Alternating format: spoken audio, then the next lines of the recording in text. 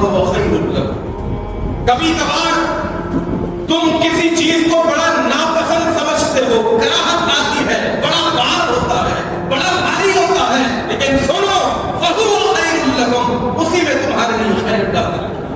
آج ڈر رہے ہیں، آج آنکھیں دکھانے کے لیے، آج آواز اٹھانے کے لیے، آج جہاد کا نام لینے کے لیے، آج جنگ اور جدل ایک دنیا کے اندر امن سکون آشتی اور اسلام کا نفاذ کرنے کے لیے کر رہے ہیں. کیوں؟ ایمان نہیں ہے.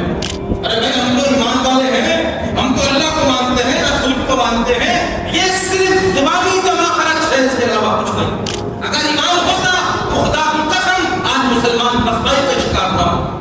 آج 70